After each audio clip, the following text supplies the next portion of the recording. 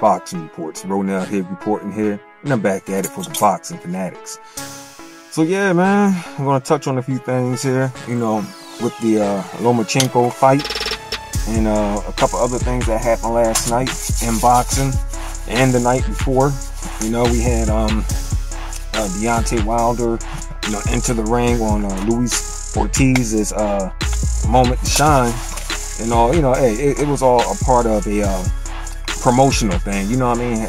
To, you know, just to get the fight, excuse me, back on track and all. You know, we all knows that it had got canceled because of, you know, some Luis Ortiz problems. You know, I must say he was, you know, what was it again? Oh, high blood pressure pills, and they was like, could have been used for masking drugs. But anyway, you know, although his fight was only like 2 rounds and whatnot, you know, he at the end, you know, my man was jumping up and down, he was celebrating and whatnot, and he called out Deontay Wilder. Yeah, we all seen that. And when Deontay Wilder came up, you know, all that hype had, you know, calmed down. You know, Luis Ortiz was just standing there looking like, whoa, I didn't expect this dude to jump in the ring.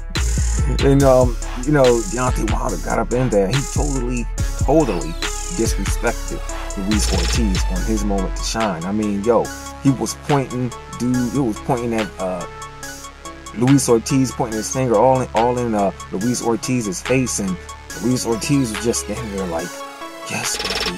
Yes, daddy. You know what I'm saying? Because to me, man, that's total disrespect. I mean, you don't point your finger in the face of no one, because, you know, that right there is considered a threat. However, you know, it was some good stuff. You know what I mean? It's like I said, it was like it was just promoting their fight that could be coming up and everything. You know, so that right there is up and out of the way. Now, with the Lomachenko versus what was his name? Rigondeaux. Okay, I don't know, man. I like, you know, when the fight was first made, I was backing Lomachenko in this fight, and then I had to change of heart, and that change of heart was because, you know, both these guys are, how can I say, very similar to one another. All right, Rigondeaux, you know, he's good with his foot movement. He has, you know, pretty good timing. I mean, I understand that he gets hurt. He's been dropped a couple of times in his career. However, you know, he always recover and come back with the win. Now, with, you know, Vasyl Lomachenko, he's the same. You know, good footwork, great head movement, excellent counter punching abilities. So that's the reason why I had to change of heart. I had to see which one was the best between the two. Okay, now this was a true boxing competition here. All right, we had to see both guys come in with very similar, if not the same exact style, but who was better. And we all seen it was Vasyl Lomachenko. All right, now, you know, you rarely get fights like this, you know, when you have 2 fighters with the exact same style, or if not, it was kind of similar, you know, to one another. You know, you rarely get fights like that. I mean, it's like the last fight I seen that was like that was, or close to it, was Roy Jones versus Antonio Tarver. I mean, they were both counter punchers at heart. You know, and when they got inside that ring, you know, like the first round or so, I'll say like 30 seconds into the fight, they didn't do jack. Okay, I mean, all they did was just dance around and look at each other, and the commentators had to remind us, look, both these guys are counter puncher. You know, that's their nature. They're natural counter punchers. So they're going to wait on each other. You know what I'm saying? But anyways, man, with me, I have no problem with giving Lomachenko his props. You know what I'm saying? I think he's a real good fighter. You know, he kind of reminds me of Joe Calzaghe a little. You know, I'm gonna put it like this: Lomachenko is like, let's see, 2 fighters in one. All right, I probably have some of his own skill set. He's Paul Spanifora with the way he maneuver himself around his opponents, like Paul Spanifora used to, and the other guy is Joe Calzaghe, how he toys with his opponent. All right. However, Joe Calzaghe, he really never made his opponents quit. You know, they just stood up there and surrendered when they should have quit. You know, I mean, I wouldn't have been mad, you know, if they did quit against them. I mean, they just continue round after round, you know, just covering up by Joe Calzaghe well on them, you know. But yeah, and you know, it was like last night, you know, okay, Guillermo Rigondeaux had quit, just like Nicholas Walters. See, and that's another thing why I had to look at this fight. I had to see who had the best mental game as well, you know, besides, you know, the skills, because boxing is a thinking man game as well. You know, you got to think on what to do, you know. And to me, it seemed like with Guillermo Rigondeaux, it was the same thing with Nicholas Walters. Man, look, you know, this man's confused me. I can't think. I don't know what to think of next. My corner's telling me this and telling me that, but you know, plus I gotta think of my own. You know, hey, it ain't worth it. So bunk it. I'm not going back out. Now, Nicholas Walters, he just straight up said, hey man, I quit. You know, I'm not going back out there. And Guillermo Rigondeaux, he was like, my hand hurts, you know. It was like, what you want? I think he said it was right, left. One of them bad boys, he wasn't even throwing that much. You know, so he can break it. But word is that he said he had broke his fist or something. And I noticed in the corner, they was taking off the wrong glove. You know what I mean? He would say, no, this hand. You know, so yeah, man. I mean, I understand. You know, like if you ever boxed before, or if you ever fought someone on the streets who was a boxer, you know, you'll understand where these guys are coming from. The ones who quit against Lomachenko. Now, I remember I was going to do a video about Joe Frazier's gym, but the video was going to be based on this kid I grew up with. Well, actually, I grew up with his brother. He lived in Philly. His brother lived over here in Jersey. So, you know, I remember I had to fight with the guy. And out of all the guys I had faced, this dude was the worst. I mean, like everything I had did in almost every fight I had as a kid, you know, hey, it went my way. It worked. But with this guy, it was just different. I mean, I couldn't hit the guy, or like, let me put it this way. When we started fighting, I was landing some shots, okay? I mean, I was like, what, 12 years old at the time. I was landing some shots. I think I got in about pretty good 4 or 5, you know, good punches. After that, you know, I couldn't land nothing else on the dude. I mean, he was moving his head, you know, blocking all my shots, coming back with counter shots. I mean, using combinations. I mean, it's like at the age of 12 years old, you know, being in, you know, so many street fights, I never had, you know, faced someone that was like that, you know. And I'm thinking to myself, like, damn, Ronell, what can I do next? You know, I'm not, you know, going to give up on this fight. You know, I mean, I can feel myself about to give up. You know what I'm saying? Because I just can't hit the guy no more.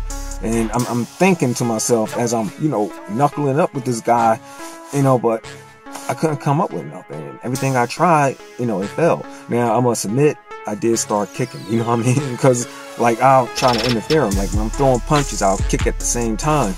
Now, my kicks will land, but after that, they weren't landing anymore. You know what I'm saying? He was landing most of the shots. Well, it comes to find out, you know, he used to box. He's been boxing at Joe Frazier's gym since he was like, what, probably what, 4 or 5 years old. And plus the kid, you know, he took on karate. That I didn't know. But that is what also got me into boxing as well. Yes, I did, you know, took on some boxing. That's where the crooked nose came from. You know what I mean? But yeah, man, so I understand their frustration. You know, boxing is a thinking man's game. You know, if you know, you don't quit like these guys did, you know, that means you wasn't thinking, or, you know, you wasn't looking for a plan B, you know.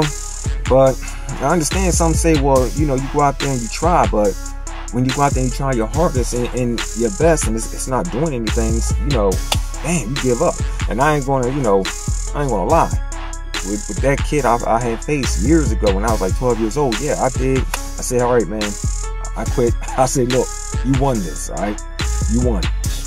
And I gave him his props, but, you know, I got to live to see another day. And tell you the truth, you know, him and I ended up becoming, you know, pretty good friends and whatnot. But yeah, that's all this is all about. You know, it's more than just physical speed. And like I was saying with the other video with who was it? Earl Spence versus Lamont Peterson. You know, there's also a mind game, it's a mental game as well. And so, and from the way it looks, Lomachenko, the way he wins, he messes with these guys' mental. He messes with their mental, okay? You know, with his style. I mean, Lomachenko, he was landing, you know, some good shots and everything, or, you know, they wasn't like devastating shots and everything, but you could just see that the guys was losing interest because they can't do what they want to do. Just like with me, you know, I wasn't able to do what I wanted to do in that street fight I had, you know. So yeah, it takes a toll on you, you know. Now he's not going to be able to get a rematch with Orlando Salido. I mean, Orlando Salido got knocked down 3 times in his fight against Miguel Roman, and after that, my man calls it quits and damn self, you know. Orlando Salido announced his retirement. So Lomachenko will go down in history right along Mike Tyson. He'll never ever get to avenge a loss, his first loss. You know, it's like Tyson never got to avenge his loss against what was his name? James Buster Douglas. And now Vasyl Lomachenko won't be able to avenge his loss against Orlando Salido. Man, Orlando Salido, man, he looks older than 37. You know, in fact, he looks older than Guillermo Rigondeaux and what's the other boy, Luis Ortiz. You know, Orlando Salido looks like he could be in his 40s. And I checked his boxing rep. Says I think he was born when 1980, 1981, somewhere like that. And he had his first fight in what was it? 1996. So, I mean, he was like what, 15, 16 years of age. I don't know. I mean, he is from Mexico. They say you know, you could you know, start boxing at a very young age down there. You know. So, wow, man, what a fantastic week of boxing. You know, some of the fights I did miss, like on the fight I had mentioned earlier. I gotta excuse me, I had chipped my tooth here,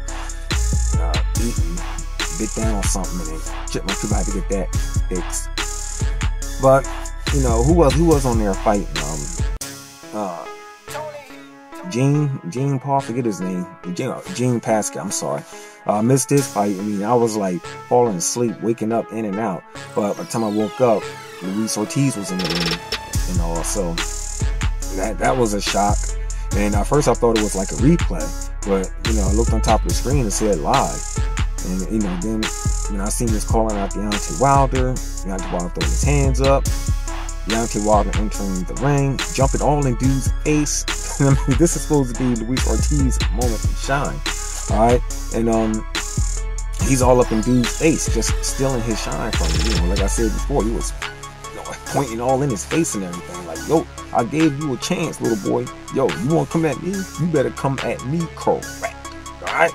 And like I said, you know, Deontay Wilder, he was looking like the big bad wolf, and Luis Ortiz was looking like one of the 3 little pigs, you know what I mean? Just lost, you know, in the woods somewhere by himself with the wolf, like, okay, daddy.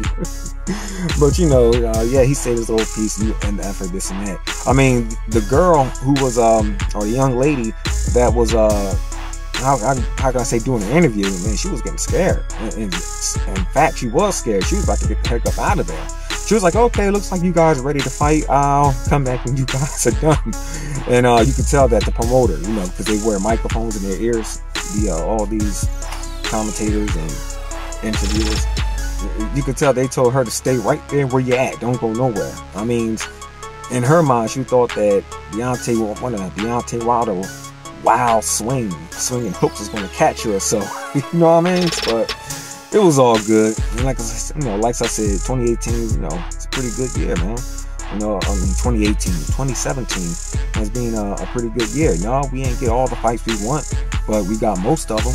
You know what I'm saying? So, hey, and once again, whenever we get these real big fights, folks, always expect controversy. Expect for a lot of people not to be happy on what goes on in this fight. Now, these are the things that we don't, you know, talk about, you know, but like I said before, you know, Lomachenko, you know, I think he's a natural talent.